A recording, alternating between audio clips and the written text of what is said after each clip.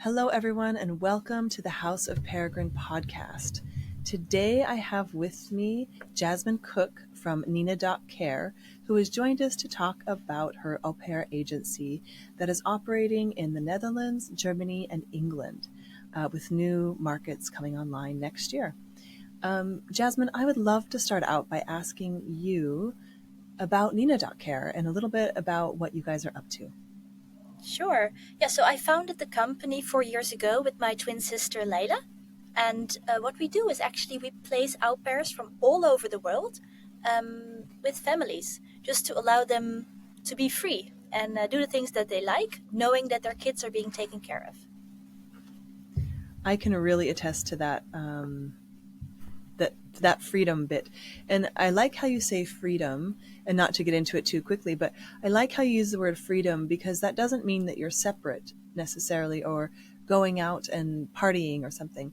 It really is freedom to be the best parent you can and the best partner and the most whole person, I think, which I really like that you guys have that as a value. So Nina.care is an au pair agency, but I want to back up a little bit and talk about who you and your sister, like how you guys got started. Who are you? Tell us a little bit about you. Yeah, well, I'm 32 now, actually trained as an architect, so wasn't at all the plan to start this au pair agency. It escalated a bit.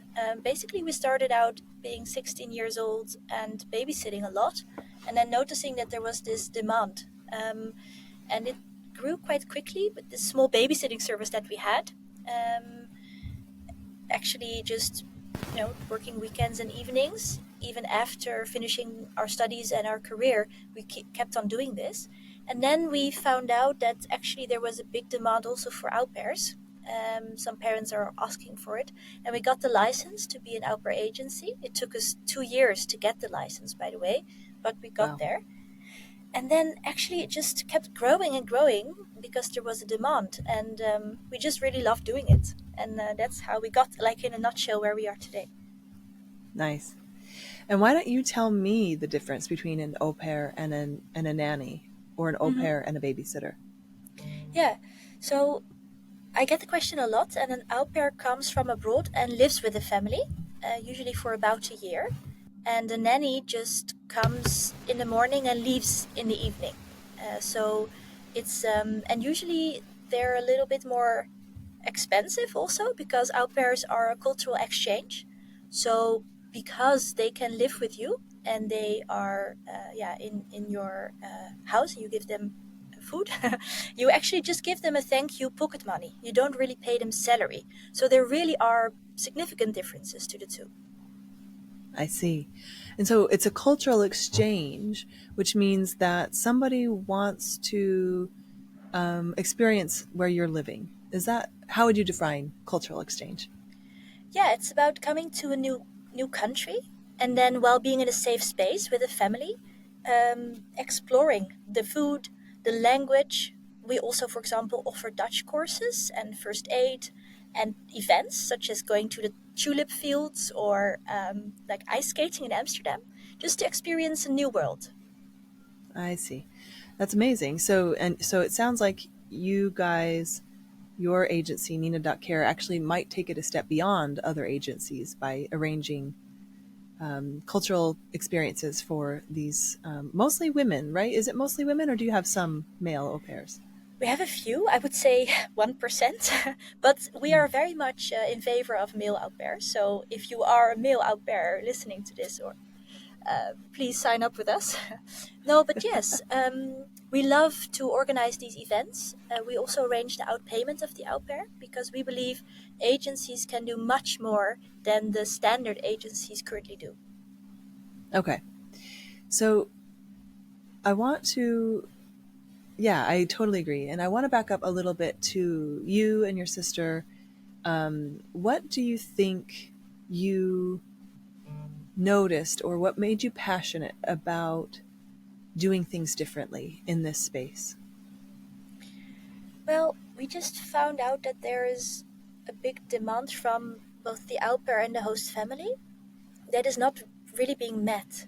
So when you Mm. arrive in a new country, you really want to connect to other au pairs, you want to feel supported. And I notice from host families that they want to be checked in upon, like not too often because you're busy, obviously, but when you need some support in, for example, discussing some things that aren't working nicely with your au pair, or you want some support on how to arrange your visa or some documents with the bank, that is where I think the true value lies. And we just make Mm. it more digital and modern, and we make it easy. Whereas other agencies, I feel, often take a really an old-fashioned and not so proactive approach. We like to be that personal, proactive agency. So you provide more structure and maybe more support than other agencies. But what I want to know is there's a reason for that. And I love getting to the heart of the reason, um, because it seems to me that you spent a lot of time of your formative years babysitting for families, you and your sister, and then you must have noticed some things that were unique, or maybe had some more empathy for the families and what they were trying to accomplish in their lives while being good parents and being good adults. Maybe you noticed that. For sure. And I'm not a parent yet, hope to be someday in my life, but I just, I'm just impressed by how you do that. You have life, like work. You want to have a good relationship with your partner. You always, I can imagine, feel guilty not spending enough quality time because you need to also arrange so many things. And I'm just so inspired by these parents, and I want to help them by taking away the things that are not contributing to those life goals of them. That's something that we can do, and that we can do actually really well, and that I want to help these parents with. So yeah, it's partly because I think Yeah. I really care about decent business and integrity, and I think we should just stand for quality. And it's partly because I'm just really impressed by parents and how they do what they do. See, and that's actually a really beautiful sentiment, that you have a respect for what parents are doing in the world. And I also love that you said what you said about business, doing business in a really high quality and lovely way. But also, I think you also have a really a soft spot for these au pairs and what they want to experience. I can see that in the way you want to plan activities for them and actually have them have that cultural exchange they're coming from or for. Yeah, and just this morning, about 15 or 20 of them were in our office, which is why we're now calling it this cubicle. Because, and just seeing them and hearing them introduce themselves from all over the world, it just makes my heart make a little jump, because I'm just sitting behind my computer, usually working through files and Excel sheets, and then you see these real human beings living their dreams because of you, and it's incredible. Yeah, and that notion that you have respect and caring for all parties, actually, I think is a big differentiator. Not that other agencies don't, but if I think you have these core values that I would love for you to share with us that drive what you're doing at Nina.care. hmm Yeah, so we have three that are the most important. For us internally, also, it's freedom. So we want to help parents and our parents experience it. Also, the team at Nina.care, for example, can work just remote for a month if they want and more, because we live by freedom. Then the other one is ownership. So we do expect au pairs, host families, also our team, to take responsibility and to follow up and to take ownership. And the last one actually is, it's a bit strange one. It's sparkly. So it's about bringing joy and happiness, and it filters back to everything that we do. Sparkly, I really like that. I mean, why not? Yeah. It's if when you actually start out to, it's a little bit, having a business, I think, is a little bit like having children, where you're going to be doing a lot of things that you don't like. You're going to be doing a whole lot of things you do like, but you might as well make it your own. And so I really So like that true. you really, I really like that you use sparkly, because that's a word that means to you. Tell us what that means to you. Yeah, it just means the type of mentality or attitude that you use towards everything you do, challenges, customers. Yeah, and it's about doing things in a certain way. Yeah. What about you then? Because for House of Peregrine, what are your core values and how does it define you? It's funny because ours are very closely aligned, which is what sometimes ends up happening for people that I bring on the podcast. And I think it's freedom, and my word for sparkly is magic usually. Mm. And so I think that magic piece, without that's what drives me, is making things. We always say, what makes something peregrine? And I say, it's the magic. It's the magic that you feel. It's the magic between people. It's the magic of meeting people from around the world, having a lot in common with them, and then exposing that to the experience of living abroad. And so, yeah, I think we're really closely aligned in how we do business and why we're doing business, which, yeah, I think it's really, really lovely what you're doing. And I have 3 children, and they're not tiny anymore, but when they were, I really did experience this lack of respect. Not like you have to respect me as a mom, but this lack of respect for what you're going through, which is like, listen, I don't want to be away from my kid, but I also need to do things in the world as an adult. And what you're talking about, which is this responsibility that you have to each other, is actually a really beautiful way of looking at it. Because I did, and again, I'm not saying that this doesn't exist in the world, but what I like is that you have it at the forefront of what you're doing, because I think without that, this is a very human process. Watching children, helping a family, it's a very almost, I don't want to say holy, but it is very important in the life of a family.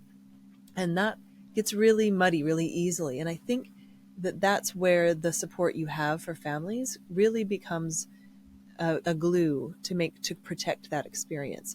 And so, why don't you tell us a little bit about that process? Because when you bring someone into your home and you let them watch your children, I always tell my kids, at least I did when they were little, you're my most important thing, and I'm leaving that to someone else. And so they are very trusted, and they're doing exactly what I tell them to. And so the respect for the nanny almost came from the mother, from me, saying this person is someone that I trust. And Mhm. so that is a really big deal.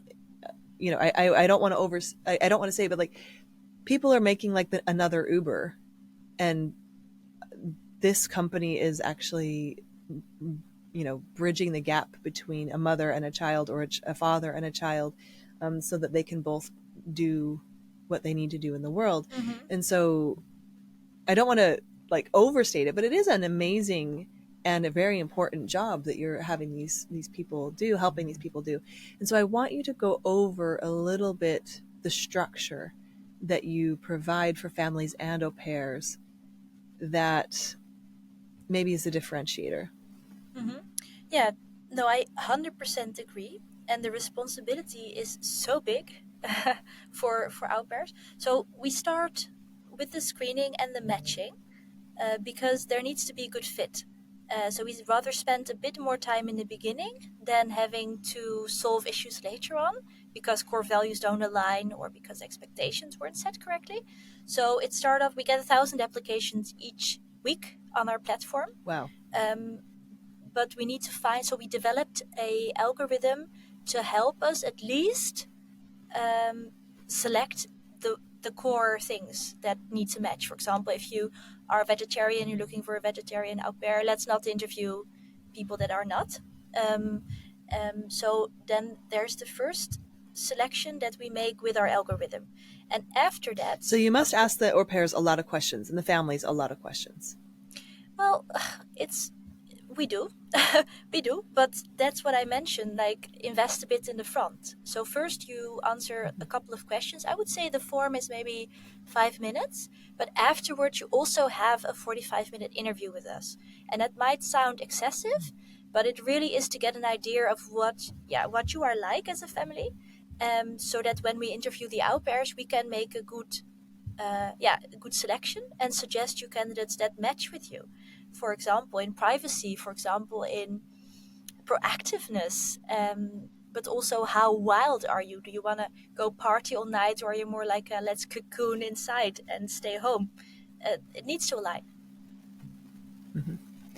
And so that process is probably really important. And so then you're saying you do a lot of work up front to make sure to qualify the au pair and the family that they're a good match.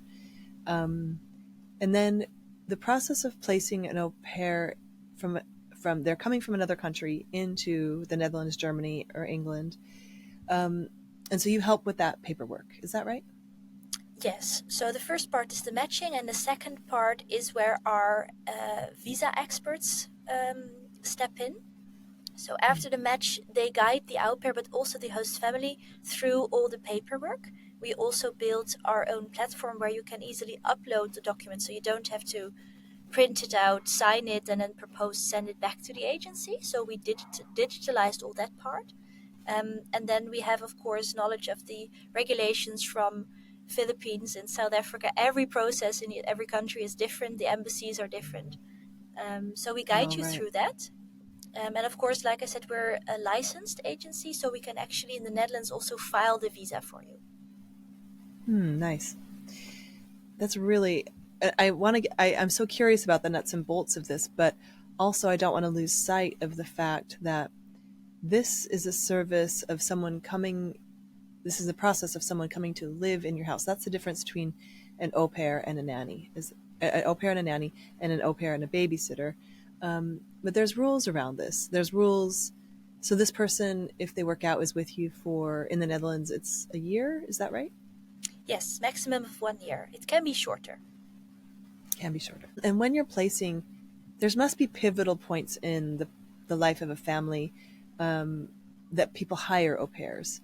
And what have you seen? Is there something that you've noticed? Obviously, when you first have a baby, that might be a moment. But what are the other reasons that people might bring an au pair into their home? Yes, it's such a good question. Um, Usually, when I speak to these new families, they are going through a lot. They're moving, the third baby is on the way, and they're changing jobs at the same time. But like we discussed, like respect to families because it's just life is challenging and there's a lot to do.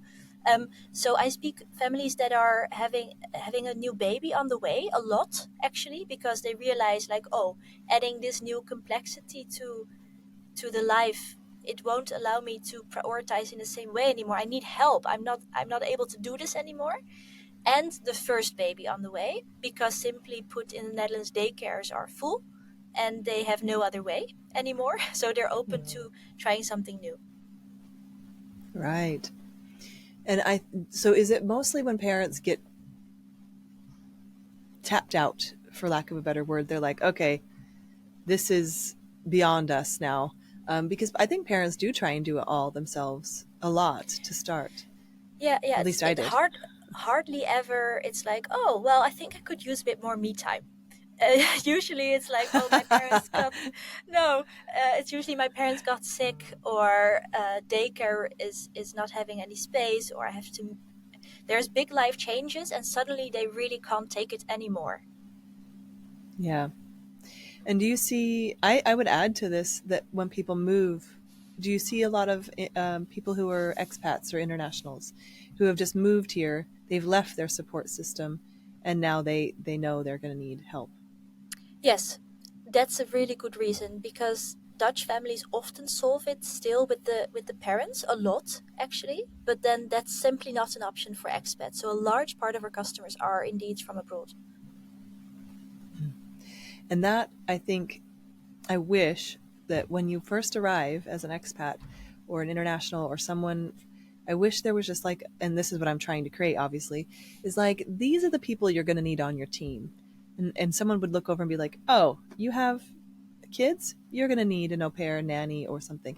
Just that raw recognition before you have to figure it out yourself that you're going to need extra help, I think is missing not only societally in general, but especially when you're an international person, because often it there's a big burnout that happens with international families, especially with the amount of change that's going on already in a Mm. family, and then you add an international move. And so I really wish that someone would have just said, you're going to need this. Don't just budget for it. Just plan for it.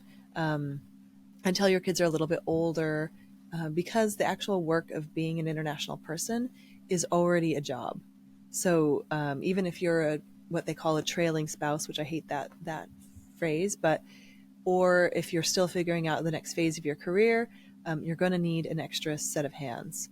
And so I think I wish if there was a welcome packet, I would put that in it for parents. Mm, Um, and even if you yeah, start out with a babysitter, which you actually also do, right? You guys also true, have a babysitting true. arm. Is that right? Yeah, then you simply place a booking, indicate the times and dates, and we can select the screened candidates. It might be a bit less impactful than inviting somebody to your home straight away, but I just want to second what you just mentioned because people sometimes feel I have to be able to do all this because this is life, but actually life is not the same anymore, and responsibilities on parents are just really big. And it's not like you're a bad parent if you have help, just somebody who keeps things running in the house so that you can spend the quality time with your kids. You don't need to do It's all these so true. things. So Yep. what my favorite phrase is like, make the weekly schedule of your au pair. You can put in 30 hours, and that's 30 hours of things that you will not be doing anymore. The groceries or the cooking or the dishwasher or the laundry. Like all these things are not quality time. You should be spending them with your kids if you want. So yeah, that's my favorite part where you can make the schedule and see what you're not going to do anymore. Yeah, that's amazing. And when I had little kids, that was my biggest challenge was I just wanted to cuddle them and hug them, but I had to keep life running, right? And when they're little, that's all they need from you is to be cuddled. They don't care if you're doing the dishes. Mm-hmm. But then, the wisdom of the time was, oh, enjoy your kids while they're little, um, but don't miss out on this time. But then, like, there's only so much you can let go of as an adult person. And so I think the recognition that we're all coming to, hopefully sooner than later, is that if there isn't a village, you need to make a village. And part of that village, if you're making one, is especially if you're living internationally or your parents are sick, or if your village for some reason um, can't be there for you in this way in this season, this is a very valuable option. But I think the one thing I would say is that it's not an option to do it all yourself. Um, that's not what responsibility means. And so I really love this idea of it being necessary. How did you solve your childcare challenges when your kids were younger? Oh, a mix. So before we moved here, we had a couple of like au pair type help, but I always said, "Oh, I'm staying home with my kids because I stopped working for a bit." Um, I always thought, "Oh, I can do it all still because I don't have a paid job," and so that was kind of a journey. And if you've listened to my TED Talk, you can see that my partner and I went through quite a journey about this with our community back where I'm from in Salt Lake City and also within our partnership because we both thought I should be able to do everything that wasn't working. And so that was I think for the time, it was also quite maybe bold. But then I just started, the more I had help, the more I realized I needed more help. Mm. I had 3 babies under 5. And that was just a really intense thing.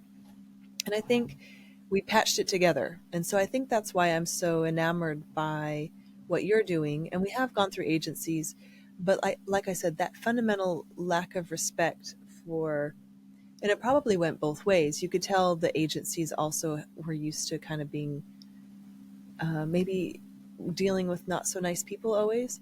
But I think the fundamental respect for parenting in general has gone up since I've become a mom. Mm. I think we're starting to realize through the pandemic and through all these things that actually it's a really valuable job. And I became a mother in a time where we were still coming into that. And that also reflected in my personal journey.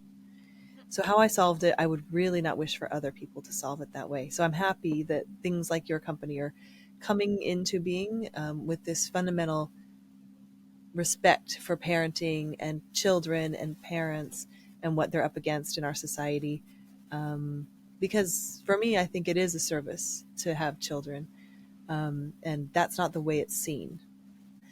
Okay, so I want to move on to a little bit back into the the reasons that an au pair comes and their experience with the family. Um, what are au pairs normally? They're coming for adventure. Give us a little bit of their side of the story. Sure. So the au pairs generally are between 18 years and 25 years old. Sometimes they just finished their education and just want to travel and explore. Sometimes they already So worked like a for, gap year or something. yeah, like a gap year, indeed. And sometimes they worked for a while and then they found out it's not what makes them happy and they want to get back to their core, and personal development is their main focus. So for some, it's just always been a dream to travel abroad, maybe because they're from a bit more less developed, like a less developed country, and they want to see Europe. So what for us is very important when we do our screening is to check the motivation, because sometimes you notice people are just here to earn money, and that's not the correct reason, because you might not even like kids, or you just be here as a job, and that's not the goal of a cultural exchange. The beauty arises when you want to help a family and in return have a beautiful experience in a new country. So that's what we really select on. Hmm. And that's a huge difference. That's a massive difference if you think about it. And this idea of exchange is sounds like core to the cultural exchange, but is that also core to the way the visa works? Is that the idea of the visa for the year, or is that something you guys have developed? No, no, you're 100% correct. And actually, the immigration services does audits on our screening process, requests files and administration. It's also partly why it's relatively expensive to pay an agency, because we are audited a lot and our administration needs to be really on par. We are fined quite heavily if we don't comply with rules and regulation. And for example, the screening hasn't been done correctly. What you can, for example, imagine is when an au pair finds a boyfriend, decides to stay here on a partner visa, 100% the IND will check the file. Did you interview this au pair correctly? Did you ask her if she wanted to be here to find a husband or for the cultural exchange? We're not against au pairs finding husbands. Love happens, especially in this age of around 25. Maybe you fall in love and you stay. Can happen. But it Yeah, shouldn't be your motive to come here. got it. And so that is why they provide this visa for a year, is this exchange of value basically. Um, True. Yeah. and so you just have to ask the question. You can't know their motive, but that you have to ask the question in a certain way. Yeah, we train our recruiters to ask questions, and not just one, but to follow up.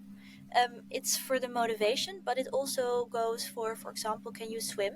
Because of course, au pairs want to be an au pair. They say yes, I can swim, but then you have to ask, can you actually go into the water when a kid is falling in, or would you prefer to stay until your knees, or how deep are you comfortable? How deep are you willing to go into the water?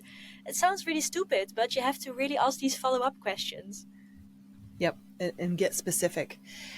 So I want to, and that's really important, right? Getting specific is what you need to do because, yeah, it makes total sense. So I want to talk about a little bit about common, because it is a really close working relationship and it is going to have conflict, misunderstandings, misalignments of expectations. And so walk me through some common maybe things that you help people smooth over with their au pair or with their host family. Yeah, well, I have plenty of stories. But what we do, for example, is when your au pair arrives, you receive our welcome package.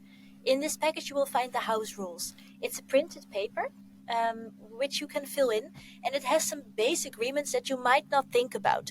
For example, um, do how much time in advance do you let us know if you're not joining us for dinner? Because you want to be able to count on someone. When is laundry day? Because it's annoying if you can't do your laundry because the au pair is all the time doing her laundry. When do you use the bathroom or the showering in the morning?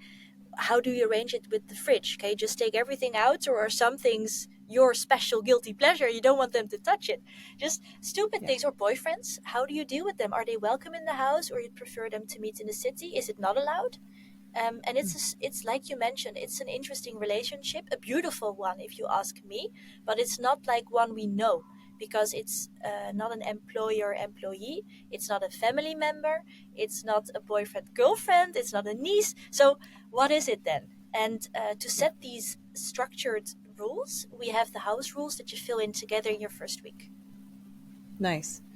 And that's really important because otherwise you're kind of left to your own devices.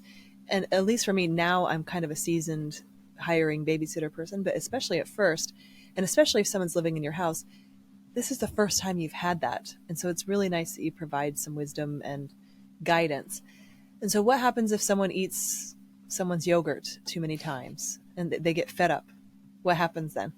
Yeah, usually it's or the host or the au pair calling us saying, listen, this happened. I'm so angry. And it comes down to a little bit of coaching, how to approach the situation and discuss it together. If they really can't work it out after our tips, then we do a three-way conversation and we just mediate and facilitate. And usually it works out.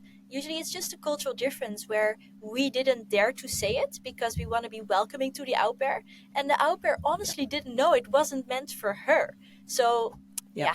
yeah, Is yogurt a good example? Be honest. What are the it's other? a What are good some other example. good ones? It seems um, small, but it becomes big at some point. oh, it's a really good example. We have plenty of these. Yeah, and then it's interesting because these are usually our customers. They're well educated. They work 40 hours a week. They're managers, directors, CEOs. But still, because it's in your private space, it becomes personal and it's difficult. So I just, humans are just beautiful to work with, and everybody has their triggers in their own way. So, and then adding Yeah, a new culture to the mix, it makes things complex. absolutely. Well, and at least in my world, I found that I had a really hard time at first saying anything to the nanny because I didn't want it to affect the relationship with my child. Mm. And that's a silly thing to think when you look back on it. But at first, when it's your first time doing it, it makes perfect sense. You want them to feel, generally positive and loving towards your kid, and you don't want them to take any anger out on your child, right? Yeah. And so, again, backwards thinking, something you have to kind of grow into, just like any leadership position or relationship. But I Mm-hmm. really like how you say it's a hard to place relationship because it really is. Mm-hmm. Um, Do, and do you have that's any do you have any more tips for parents on how to no what you've learned in the past with nannies or au pairs? hire someone, hire an agency. No, but I think what's really hard with an agency, at least in my experience, was that it's very impersonal sometimes, Hmm. um, and that comes through because it can't. You're not just hiring an Uber, right? But sometimes it feels that way. Oh, we can replace them easily. That's good, but just being able to call someone and be like, I don't like them, and then have them be replaced, that's a hostile situation. And so the mediation and the actual relationship building is actually needed. And it's something that I think, again, like I'm talking about, I've been a parent for 13 years, and I think in a really interesting 13 years, where we've come around to things. But in that time, I saw a lot of agencies spring up that were just like, oh, we just place someone, it doesn't matter who, in your home, and you'll always have a babysitter. And it's like, yeah, but then it makes it so you don't form an attachment, and you kind of do need to form not an attachment like I need you, you have to do this or something, but it does have to be a relationship that you Hmm. form because it is a human thing you're doing. You're not creating a spreadsheet, you're caring for someone else's human. Yeah. And so I think I've seen it swing that way from not having any help to trying to maybe industrialize it Hmm. to Yeah. now what I think you're doing, which I think is really important, that you mediate, but and there's always been mediators, but this fundamental respect for what everyone's up to and what everyone's needs are, and having that fundamental respect for parents, and not in like a they're the boss type of way, but like you guys are doing something hard, let's help you, it's a major shift from what it was in the past, and maybe also in the US where I was. It's like, well, since you're not doing what you should do, which is stay home with your kids, sure, we'll get you a nanny. But there's this guilt, this overall thing, this overall feeling, and it probably comes both ways, that you're the mother, you should be doing this, but fine, we'll provide someone for you.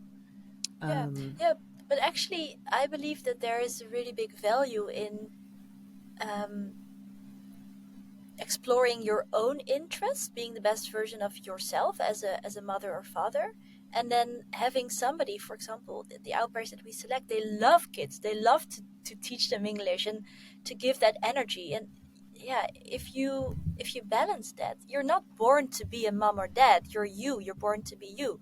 So Yep. it's just a part of you, and you want to give the best part of you. Yep. And that's actually what I came to. And so after, 10 or so years, I actually split my time differently.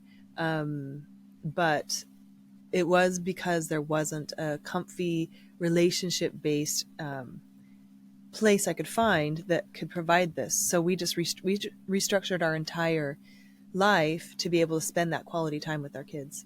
Hmm. And And tell me more about really, that. How did you do that? well, so my partner and I are both in startups. We both have our own startups, but we never go for work unless we have to more than 5 minutes from our house. So I'm there to pick the kids up from school, see their friends, all this stuff. And then we usually work late into the night. Hmm. And we have had babysitters and these things, but what we learned with the services that they can just replace them at any time is that we still need to be there for the relationship. They're just there to create safety, especially when they're little or toddlers or something. And I honestly think it was so hard to do it that way. I'm proud of us for doing it that way, but it was because this evolution of the importance of parenting hadn't really hit the Hmm. zeitgeist yet. And again, I wouldn't want to be away for weeks at a time. That's not how I would have wanted to be a parent. But what we set up was in basically so we could be our own village, and then have like contractors come in that are babysitters sometimes. And I think that is a really hard way to do it, even though we've done it, and I'm proud of our family for doing it in a foreign country. I think there's a long way to go in actually, and I think what I love what you're doing is that you're actually acknowledging these things, is that this relationship is really important, and it is a relationship. It's, like you said, not a family member, not a child, not a something, but something else, and I think that's actually really beautiful.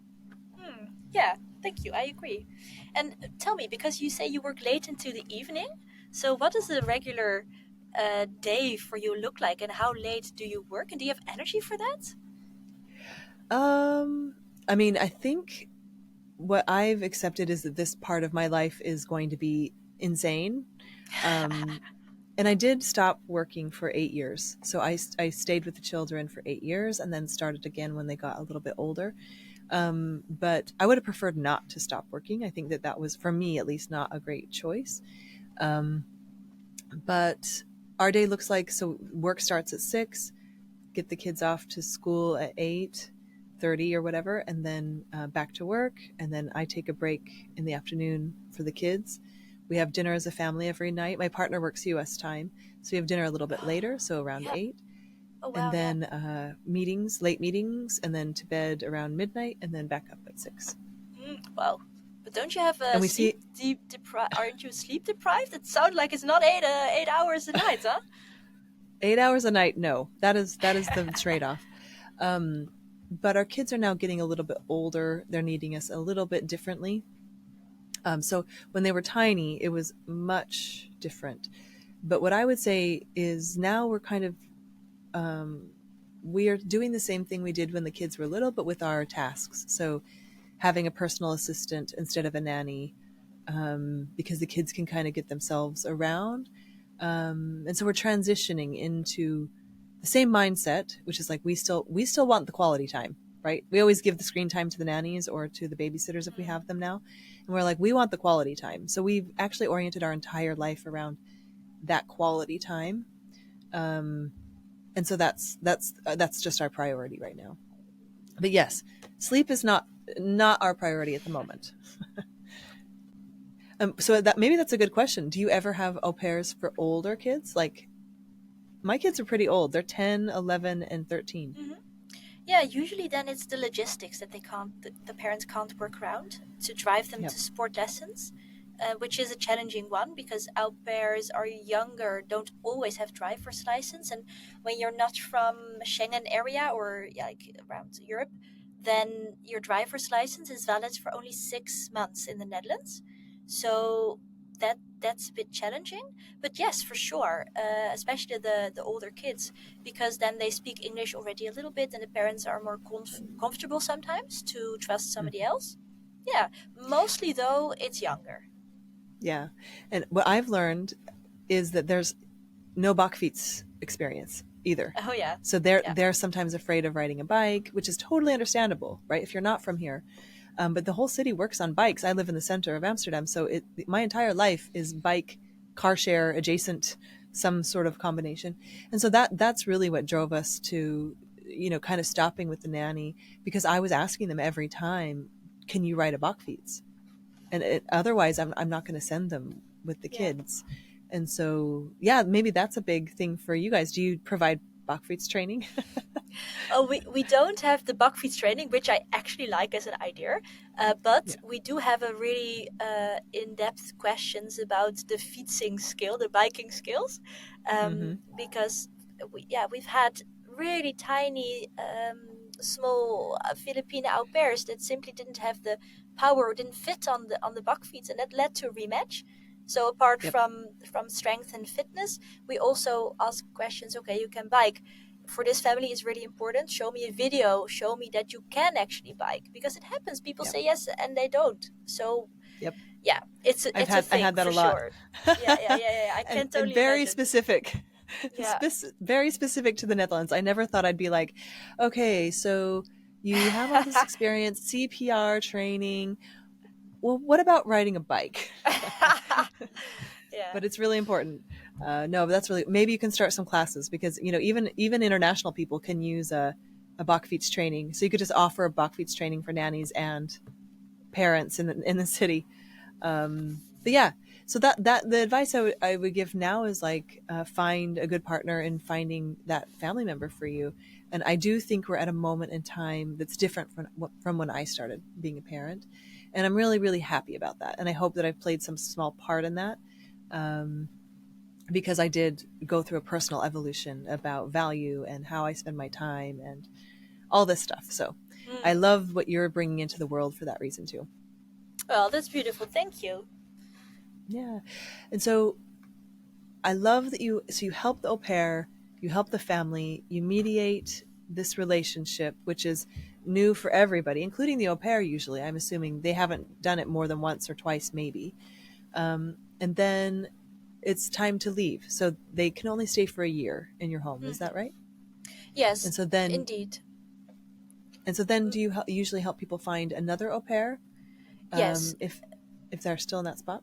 Yeah, we check in time. Like, it's time again. Do you want to start with your new au pair? And the reason for this is because if you start in time, there could also be a nice overlap between the two au pairs so that they can train each other. And for the kids, it's nice to have a goodbye party to learn in life. People, they don't die, but they sometimes leave. They will need to learn Mm-hmm. it in class as well when the teacher, for example, found a new job. And this way you can create a safe and positive goodbye experience, Yeah. which I think could be really insightful for the kids as well. Absolutely. And that's what I ended up protecting my kids from, was these attachment injuries, which was Mm. like the nanny just decided not to come anymore, or the agency just replaced her because she wasn't, happy, or we weren't happy. And so that's for kids a really big problem. And that's what I started seeing. And so that's really important that we acknowledge these tiny people and their processes and their attachments and what they're going through.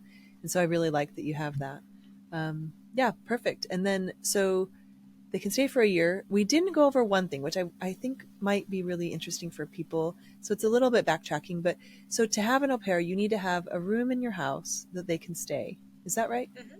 Yes, but it doesn't have to be a separate house or a separate some. It can just be a bedroom, and you can share the bathroom. So as long as it has a window and a door, and it's just a nice place to stay, then your house is suitable.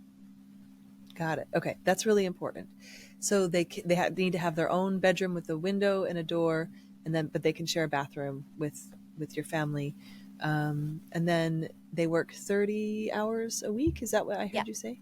correct. Yeah, you make And a week schedule for 30.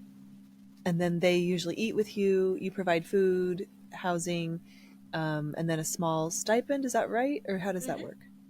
Yes, so there's a monthly stipend of around 340 euros, a little bit extra if you want to provide for the OV and mobile phone charges as Mm, well. It's around 500 euro per month if you take it all in. okay. And the au pair does usually eat dinner with your family, but some families decide, oh, okay, no, we eat a bit later, like your family does, and then the au pair eats with the kids, and then she's off in the afternoon, or maybe she goes to friends. It's not mandatory to have dinner together. It is a nice moment to bond and share, though. So usually, at Yeah. least 3 days a week, families do eat together. Got it. Okay.